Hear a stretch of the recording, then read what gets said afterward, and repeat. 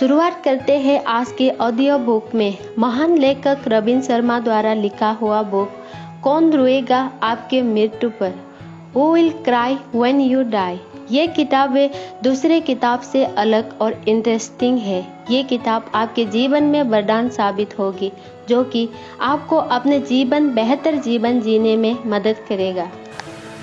Part 2, साप्ताहिक विश्राम लीजिए। प्राचीन काल में हफ्ते का 7वां दिन धार्मिक विश्राम का दिन माना जाता था। जीवन की वह सबसे महत्वपूर्ण विषय जिनकी साधारणतः हम अवहेलना कर देते हैं, जिनमें परिवार के साथ समय व्यतीत करना, वह समय जिसमें हम गहन चिंतन करते हैं और हफ्ते नूतनीकरण पर ध्यान देते हैं। यह मेहनती लोगों को अपनी शक्ति नवीकरण करने में और जीवन का एक दिन और संतुष्टता के साथ जीने का अवसर देता है। परंतु जैसे जीवन की भागदौड़ भरी अनेक गतिविधियों ने लोगों का ध्यान खींचना शुरू कर दिया और विलक्षण लाभों वाली ये अद्भुत परंपरा खोकर रह गई। तनाव अपने आप में कोई बुरी चीज नहीं है। हम अक्सर इसकी वजह से अपना कार्य संपादन सर्वोत्तम तरीके से करते हैं और अपनी सीमाओं से बाहर निकलकर उन चीजों को हासिल कर पाते हैं जो खुद भी आश्चर्यचकित कर देती है। किसी भी बढ़िया खिलाड़ी से पूछिए। असली परेशानी इस बात में है कि विश्वव्यापी तनाव के युग में हमें अपनी चिंताओं से छुटकारा नहीं मिल पाता है। अंत अपने आप को पुनर्जीवित करने के लिए और अपने अंतर मन को पोषित करने के लिए हफ्ते का कुछ समय शांति के लिए रखिए।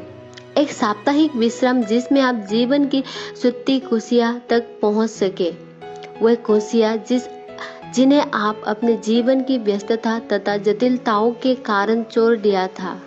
वो आसान तरीका तनाव को कम करेगा, आपके सृजनात्मक के साथ जुड़ेगा और आप अपने जीवन के हर कर्तव्य का पालन अधिक प्रसन्नता के साथ करेंगे। आपका साप्ताहिक विश्राम पूरे दिन इसके लिए हो या ये आवश्यक नहीं है। आपको सिर्फ कुछ घंटे अपने लिए अलग चाहिए। शायद रविवार की शांत सुबह इसके लिए ठीक रहेगी, जब आप अपना कुछ समय अपनी पसंद की चीज करने में व्यतीत कर सकते हैं। इसमें अपनी पसंदीदा किताब को दुकान में समय व्यतीत करना, सूर्योदय को देखना, समुद्र के किनारे एकांत में टहलना और अपने दैनिक विवरणिका में लिखना जैसे बातें भी शामिल हैं। अपने जीवन को इस प्रकार संगठित करना जिससे आप खुद को प्रसन्नता देने वाली चीजें बहुतायत में कर सके। ये आपके आत्म सुधार की ओर पहला कदम है। इस बात की फिक्र न करें अगर दूसरे लोग ये नहीं समझते हैं कि आप साप्ताहिक विश्राम को अपने जीवन का आवश्यक हिस्सा बनाकर क्या हासिल करने वाले हैं। अपने लिए ये कीजिए क्योंकि आप इसके लायक हैं। तोरी के शब्दों में, अगर एक व्यक्ति अपने साथियों के साथ कदम मिलाकर नहीं चलता तो इसका अर्थ है कि वो किसी और दौर की आवाज सुन रहा है।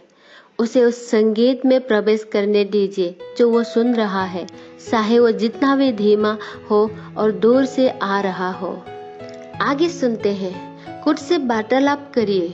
सालों पहले जब मैं अदालत में वकालत करता था और भौतिक सफलता के संगुल में फंसा हुआ था, तब मेरे पास आंतरिक शांति की कमी थी। मैंने जेम्स एलन की लिखी हुई एक किताब पढ़ी जिसका नाम था as a man think you. इस किताब में इंसान के दिमाग की अपरिमित शक्ति जिसे हम वास्तविक रूप दे सकते हैं और उस महान प्रसन्नता और उन्नति का विवेचन है जो आपके जीवन को आकर्षित करती है। उस पुस्तक में शब्दों और भाषा के गहन प्रभाव का भी जिक्र है जिसका प्रयोग हम प्रतिदिन करते हैं और उस प्रगतिशील विचारधारा के पथ पर जाने के लिए प्रयुक्त किया जा सकता है। इससे आकर्षित होकर मैंने ज्यादा से ज्यादा विवेकपूर्ण और आत्मनिर्भरता के साहित्य को पढ़ना शुरू कर दिया। ऐसा करने पर मैं शब्दों के दैनिक संप्रेषण और जीवन की उत्तमता पर प्रभाव और उसके महत्व को कोस पाया। इसके ज्ञान ने मुझे उस आत्मिक वार्तालाप से अवगत कराया जो प्रतिदिन हर घंटे और मिनट हमारे अंदर चलता रहता है। और साथ ही मैंने खुद से बातचीत करने के विषय वस्तु को सुधारने का प्रण भी किया। इसे हासिल करने के लिए मैंने प्राचीन साधुओं के द्वारा करीब 5000 वर्षों पूर्व तरीके को अपनाना शुरू कर दिया। ये विधि आसान है और इसमें आपको सिर्फ एक वाक्य का चुनाव करना है जो आपके मन को पूरे दिन अलग अलग समय पर केंद्रित करने के लिए प्रशिक्षित कर सके। सिर्फ इसे आपकी जागरूकता पर हावी नहीं होना चाहिए और ना ही हमारी स्वाभाविकता में बदलाव लाना चाहिए। अगर आपको आंतरिक शांति और सुकून की खोज है तो आपका वाक्य या मंत्र ऐसा हो सकता है, मुझे खुशी है कि इसमें पूर्ण विश्वास और असीमित हिम्मत है।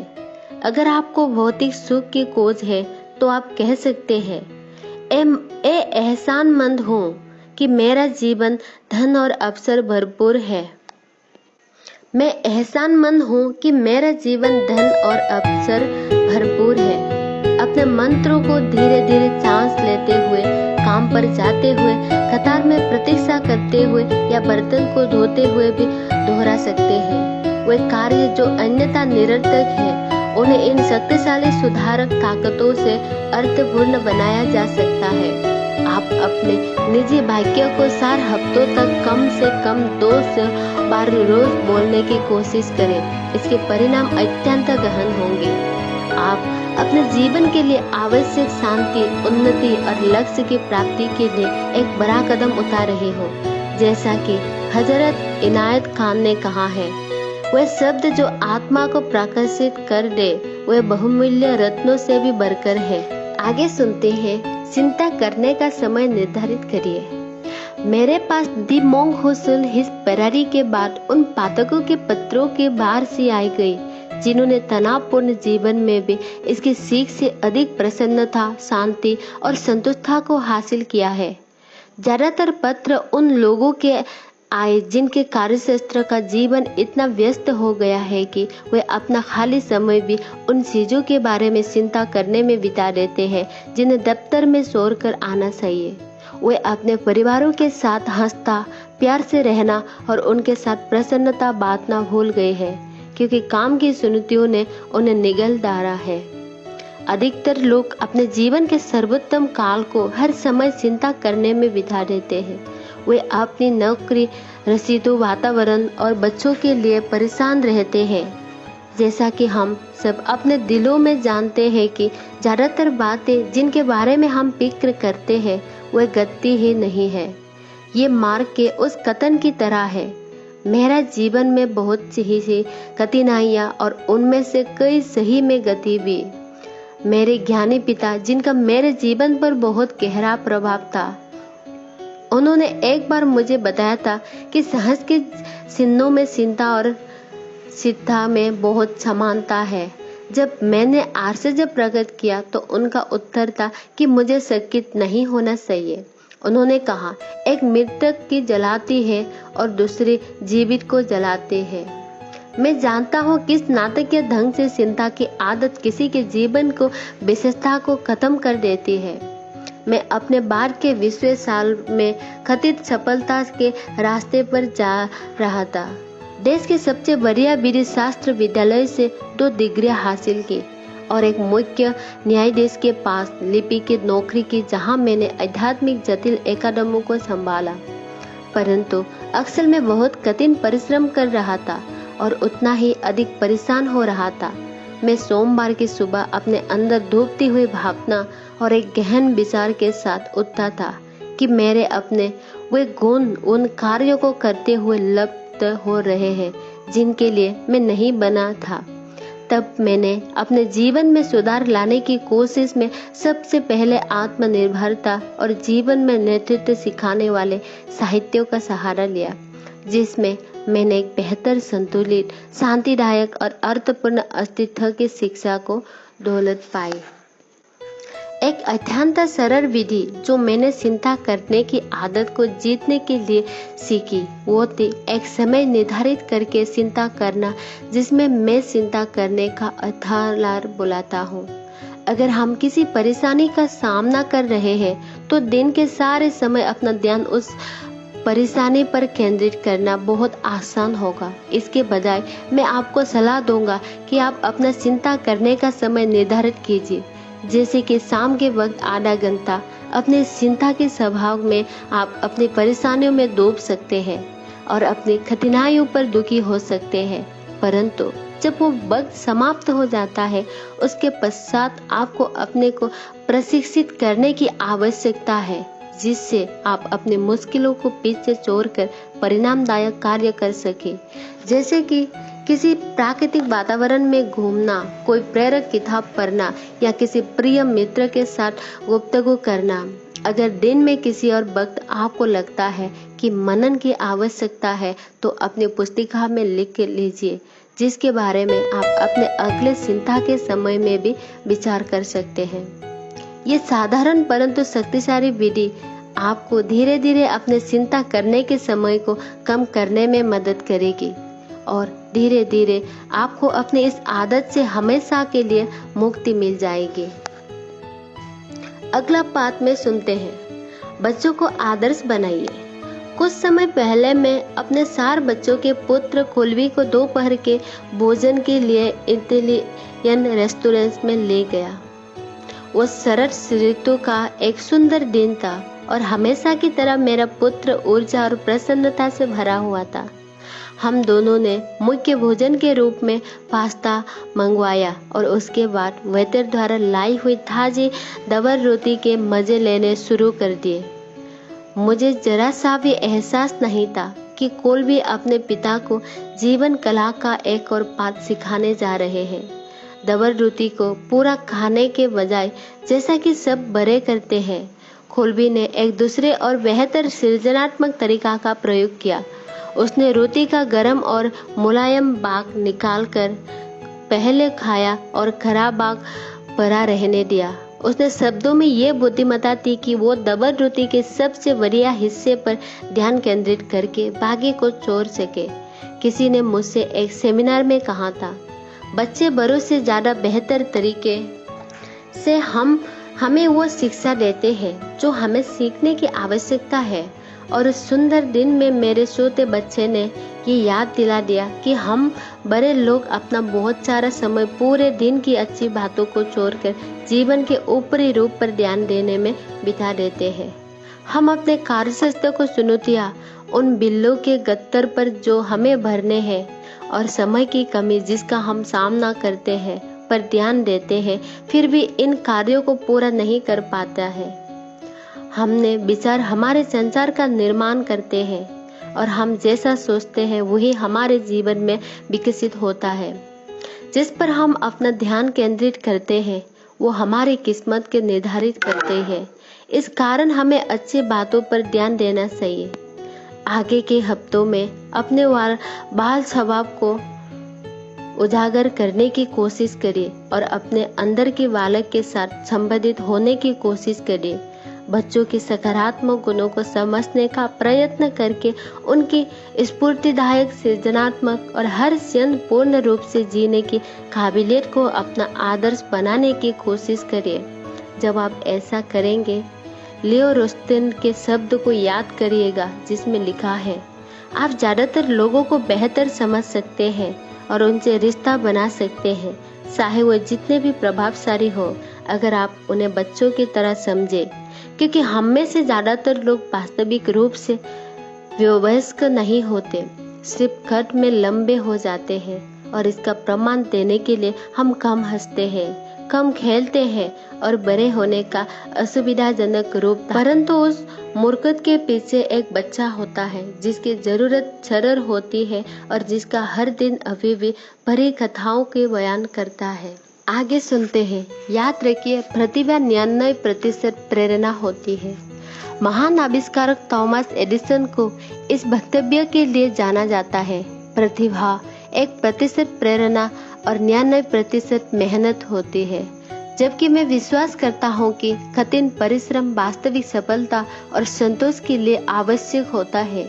मेरा ये भी सोचना है कि गहन प्रेरणा और इस दुनिया में बदलाव लाने का दृढ़ संकल्प इससे भी ज्यादा महत्वपूर्ण गुण है। दुनिया के सबसे महान प्रतिभाशाली लोग दूसरे की जिंदगियों को समुद्र बनाने की अभिलाषा से प्रेरित होते हैं। अगर आप उनके जीवन का अध्ययन करेंगे तो पाएंगे कि ये इच्छा उनके जीवन की जरूरत बन गई थी। उनकी ये इच्छा उनके अस्तित्व का हिस्सा बन गई और उनके दिमाग के हर कोशिका उस धैर्य को पाने में जुट गई। एडिसन अपने उस कल्पना को वास्तविक रूप में साकार करने के लिए उत्सुक थे। जोनास सल्क, जिन्होंने पोलियो के टीके की खोज की, वो दूसरे को इस खतरनाक बीमारी से ग्रसित होने से बचा सके। नोबेल पुरस्कार विजेता महान वैज्ञानिक मैरी क्यूरी मानव जाति की सेवा में अपने रेडियम को खोज से करना चाहते थे। जैसा कि वोंद्रे विल्सन ने कहा है, आप यहाँ सिर्फ जिंदा रहने के लिए नहीं है, आप यहाँ इस दुनिया में जीवन को भरपूर तरह से जीने में समर्थ बनाने के लिए है, जो बेहतर दृष्टिकोण, आशा को कोमल भावना और उपलब्धि के साथ जिया जा सके। आप दुनिया को परिपूर्ण बनाने के लिए है और आप कमजोर साबित होंगे अगर आप इस उद्देश्य को भूल जाते हैं। आप अपने स्वयं के जीवन में कितने उमंग से भरे हुए हैं? क्या आप सोमवार के सुबह बिस्तर से स्फूर्ति के साथ उठते हैं या फिर चुपचाप खालीपन की भावना में डूबे हुए पड़े रहते हैं? अगर आपको ऐसा लगता है कि आपकी प्रेरणा का स्तर जैसा होना चाहिए उससे नीचे है, तो कोई आत्मा सहायता की पुस्तक पढ़िए या किसी प्रेरणादायक कार्यक्रम का कैसेट सुनिए। किसी के सार्वजनिक भाषण में जाइए जिससे आप प्रभावित हो सकते हैं, या कुछ घंटे अपने पसंदीदा वीर या आदर्श व्यक्ति के बारे में पढ़ने लगाइए। ऐसे लोगों के साथ समय व्यतीत करिए जो अपने कार्य को दिल से करते हैं और जिन्होंने अपना जीवन सर्वोत्तम कार्य में लगाने की दिशा में समर्पित कर दिया है। प्रेरणा की पौष्टिक खुराक से आप अपने जीवन को बहुत जल्द जीने के एक नए धरातल पर ले जाएंगे। शिष्टता के साथ न बोलना सीखिए। आपके लिए अपने सामने आने वाले हर अनुरोध के लिए हामी भरना तब आसान होता है जब आपके जीवन की प्राथमिकताएं धुंधली होती है। जब आपके दिन प्रेरक और परिपूर्ण दृष्टिकोण के बिना भविष्य का मार्गदर्शन करते हैं, तब उसका अंतिम परिणाम इस रूप में हमारे सामने आएगा कि आपके आसपास काम करने वाले लोगों के लिए उनकी प्राथमिकताएं आपके कार्य पर हावी करना कठिन नहीं होगा। जैसा कि मैंने लीडरशिप विजयडम पॉन्ड the monk who sold his Ferrari में लिखा है, अगर आपके दैनिक कार्यक्रम में आपकी प्रधानताएं आपकी सारिणी का हिस्सा नहीं बनती है, तो दूसरे की प्राथमिकताएं उनका स्थान ले लेंगे। इसका उपाय सिर्फ यह है कि आपको अपने जीवन के उच्चतम उद्देश्य के बारे में दृढ़ बनना है और शिष्टता के साथ नहीं बोलना सीखना है। एक सीनियर धर्मात्मा स्वांगसु ने एक आदमी की कहानी सुनाई थी जो एक महाराज के लिए तलवारें गढ़ता था। 90 साल की उम्र में भी वो अपना काम अत्यंत सामर्थ्य और बेखूबी से निभाता था। चाहे जितना भी जल्दी में किया जाए, पर उसके काम में गलती नहीं होती थी। एक दिन महाराज ने उस वृद्ध से पूछा, यह एक स्वाभाविक गुण है या कोई अनोखी तकनीक जिसकी वजह से तुम इतना बढ़िया काम करते हो? आवश्यक बातों पर ध्यान देना जरूरी होता है। तलवार गढ़ने वाले कारीगर ने कहा, मैंने तलवार बनाने का काम 21 साल की उम्र में शुरू किया था। फिर मैं किसी और चीज की फिक्र नहीं करता था। मैंने तलवार के अलावा ना तो कभी किसी वस्तु को और देखा और ना ही ध्यान दिया। तलवार गढ़ना मेरा उद्देश्य और मेरी चाहत बन गई। मैंने संपूर्ण शक्तियों को किसी और दिशा में जाने के बजाय सिर्फ अपनी कला की दिशा में निर्देशित कर दिया। यही मेरी श्रेष्ठता का राज है। सबसे ज्यादा सक्षम लोग अपनी उस सर्वश्रेष्ठ के श्रेष्ठ पर ध्यान देते हैं जिन बातों में वह सर्वश्रेष्ठ है और अपनी प्रभावकारी गतिविधियों से अपने जीवन को आगे की दिशा में बढ़ा सकते हैं। अपनी सर्वोच्च महत्वपूर्ण चीजों की प्रचुरता के कारण कुछ न्यून महत्व वाली चीजें हमारा ध्यान आकर्षित करके विघ्न डाल सकती है, उन्हें नकारा जा सकता है। माइकल जॉर्डन, जो बास्केटबॉल के इतिहास में सबसे अच्छा खिलाड़ी माना जाता है, वह ना तो अपने लिखित समझौतों को तय करता था, ना ही अपने पोशाक की डिजाइन बनाता था और न ही अपनी यात्रा की तैयारी करता था। वो अपने समय और शक्तियों को पूरी तरह से बास्केटबॉल के खेल पर केंद्रित कर देता था, जिसमें वो सर्वोत्तम था। बाकी के कामों की जिम्मेदारी उसके प्रबंधक करते थे। जैज के महान कलाकार लुई आर्मस्ट्रांग ने अपना समय कभी भी टिकट बेचने में या श्रोताओं की कुर्सियां लगाने में नष्ट नहीं किया। उसने अपना ध्यान का केंद्र बिंदु अपनी कला पर रखा, जो कि तुरही बजाने में थी। अनावश्यक बातों को अस्वीकार करने से आप उन चीजों पर ज्यादा समय दे सकते हैं जिससे हमारे जीवन को संभालने और बेहतर बनाने में मदद मिलती है, और साथ ही सहायता भी मिलती है कि हम उस धरोहर को छोड़ सके जिसके उद्देश्य को पूरा करने के लिए हम पैदा हुए हैं। आगे की ओर मंदिर की हिफाजत करिए। कुछ महीने पहले मैं अपने सहकर्मी के साथ दोपहर का भोजन कर रहा था, जब हम इस बारे में बात कर रहे थे कि हम अपने जीवन में व्यस्तता के बावजूद कैसे केंद्रित और संतुलित रह सकते हैं। उसने एक शक्तिशाली टिप्पणी की, रॉबिन, अधिकांश लोग रोज गिरजा या मंदिर जाते हैं जिससे वो केंद्रित और यथार्थ पर रह सके। मैं तोरा परख हूँ, मैं व्यायामशाला जाता हूँ, वो मेरा मंदिर है। उसने कहा कि वो चाहे कितना भी व्यस्त क्यों ना हो, पर 5:30 बजे शाम को अपना दफ्तर बंद करके वो अपने प्रतिदिन की तीर्थयात्रा, जो कि अपनी व्यायामशाला की ओर पर निकल पड़ता है, जहाँ वो ट्रेडमिल पर कुछ मील दौड़ता है। उसे कोई भी ताकत इस व्यस्त और प्रसन्नता के निर्धारित समय से नहीं रोक सकती। मेरे मित्र के इस तर्क ने मुझे एक प्राचीन रोमन कथन को याद दिला दिया, जो मैंने अपनी पहली पुस्तक मेगा लिविंग में लिखा है, जो लैटिन भाषा में है और जिसका अर्थ है एक व्यस्त शरीर में ही एक व्यस्त मन रहता है। इसने मुझे ये भी महसूस कराया कि अगर एक संतुष्ट और संपूर्ण जीवन जीना चाहते हैं तो हमें अपने शरीर को एक मंदिर के समान पवित्र समझना चाहिए।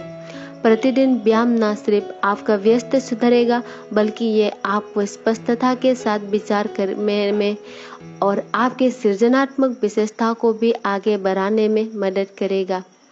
साथ ही आपको इस निर्दयी तनाव से भी छुटकारा दिलाएगा जो आजकल हम सबके ऊपर हावी होने लगा है। शोधकार्यों ने ये सिद्ध किया है कि व्यायाम न सिर्फ आपको उम्र को जीवन से भर देता है, बल्कि आपके जीवन में उम्र जोड़ देता है। हार्वर्ड के 18,000 पुराने विद्यार्थियों ने ये पाया कि वो हर घंटा जो कसरत के लिए दिया जाता है, वो उन लोगों के जीवन में 3 घंटों की बढ़ोतरी कर देता है। और याद रखिए कि जो लोग व्यायाम के लिए समय नहीं निकाल लेते, उन्हें बीमारियों के लिए समय निकालना पड़ता है। मेरे अपने जीवन के लिए मैंने निश्चित किया है कि मैं हफ्ते में 5 बार तैरने जाऊंगा। तैरने की प्रक्रिया में किस तरह का नवजीवन देने की शक्ति है, उसकी व्याख्या मैं नहीं करना चाहता। काश मैं ये कह सकता कि मैं हर हफ्ते इस लक्ष्य को प्राप्त करता हूँ, परंतु ऐसा नहीं है। फिर भी इतना ऊंचा लक्ष्य मुझे इस बात पर केंद्रित रखता है कि मेरे लिए अपने आप को शारीरिक क्षमता के शिखर पर रखने के लिए और मेरे संपूर्ण स्वास्थ्य तथा बढ़िया जीवन के लिए ये कितना आवश्यक है। हर बार का अभ्यास एक से कामयाब परिणाम लाता है। वो ये है कि मैं स्फूर्ति, शांति, संतुलन और प्रसन्नता की भावना से भर जाता हूँ। मेरे व्यायाम का सत्र मेरे लिए एक अनमोल चीज लेकर आता है, और वो है मेरा दृष्टिकोण। मेरे 40 मिनट के तरीके के बाद मेरे जीवन के संघर्ष से भरी हुई कोई भी चुनौतियाँ मुझे सोती लगती है, और किसी भी प्रकार को परेशानियाँ मुझे मामूली लगती है। मैं अपने आप को अपने वर्तमान में पूर्ण रूप से जीता पाता हूँ। अपने शरीर के मंदिर के देखभाल करने की प्रक्रिया मुझे याद दिलाती है कि जीवन की सबसे बड़ी खुशियाँ अक्सर साधारण और सरल होती है। आगे की ओर शांत रहना सीखिए। विलियम वर्ड्सवर्थ ने अत्यंत साधुभाव के साथ लिखा है, जब हम एक लंबे समय तक अपने आप से दूर होकर इस दुनिया की तीव्र रफ्तार और बातों से त्रसित हो जाते हैं तो आप इसकी खुशियों से थक जाते हैं। तब एकांत कितना सुकून देता है। पिछली बार ऐसा कब हुआ था जब आपने शुभ और स्थिर रहने के लिए समय निकाला था? कब ऐसा हुआ जब अतीत में आपने अपने आप को समेतन सहसने पूर्ण जीवित करने और फिर से अपने ध्यान को केंद्रित करने के लिए एकांत की शक्ति का आनंद उठाने के लिए समय निकाला था? दुनिया की सब महान विवेकपूर्ण परंपराएं सिर्फ एक निष्कर्ष तक पहुंचती है कि हमें अपने स्वयं के दोबारा जुड़ने और उस गौरव के बारे में जानने की आवश्यकता है जो हमारे अंतर मन से छिपा हुआ है। इसके लिए आपको प्रतिदिन एकांत के लिए समय निकालने की आवश्यकता है।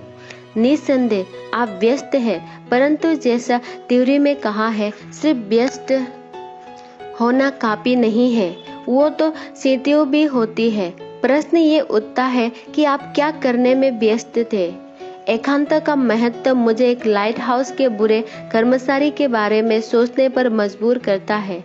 उस आदमी के पास अपनी मशाल जलाने के लिए बहुत कम मात्रा में तेल बचा था, जिससे वो आते जाते जहाजों को चट्टानी समुद्र तट से बचाने के लिए आगाह कर पाता। एक रात पास में रहने वाले एक आदमी को इस बहुमूल्य वस्तु की आवश्यकता अपने घर प्रकाशित करने के लिए पड़ी तो लाइट हाउस के कर्मी ने अपने पास से थोड़ा सा तेल उसे दे दिया। एक और रात को एक यात्री ने अनुरोध करके थोड़ा सा तेल मांगा, जिससे वो अपनी यात्रा जारी रख सके। लाइट हाउस के कर्मचारी ने उसके भी प्रार्थना स्वीकार करके उसे उसकी जरूरत की मात्रा दे दी। अगली रात उसके नींद एक माँ के दरवाजा खटखटाने से खुली। उसने थोड़े से तेल को प्रार्थना की, जिससे कि वो अपने घर में रोशनी कर सके और अपने परिवार को खाना खिला सके। कर्मचारी ने फिर से मान लिया। जल्द ही पूरा तेल समाप्त हो गया और उसकी मशाल बुझ गई। कई जहाज डूब गए और बहुत सी जिंदगानियां खत्म हो गई, क्योंकि लाइट हाउस का रक्षक अपनी प्रधानताओं को भूल गया था। उसने अपनी सबसे प्राथमिक कर्तव्य को अवहेलना की, जिसके उसे बहुत बड़ा मूल्य चुकाना पड़ा। एकांत का अनुभव अगर दिन में कुछ मिनट के लिए भी किया जाए तो वो आपको अपना ध्यान अपने जीवन की सर्वोच्च प्रधानताओं पर केंद्रित करने में मदद करेगा, जिससे हम जीवन के किसी भी काम में असावधानी न बरतें। और ये कहना कि आपके पास नियमित रूप से एकांत में बैठने का समय नहीं है, तो वो ये कहने के समान है कि आप गाड़ी चलाने में इसलिए व्यस्त हैं क्योंकि आपको गैस भरवानी है। आखिर में ये आप पर हावी हो जाएगा।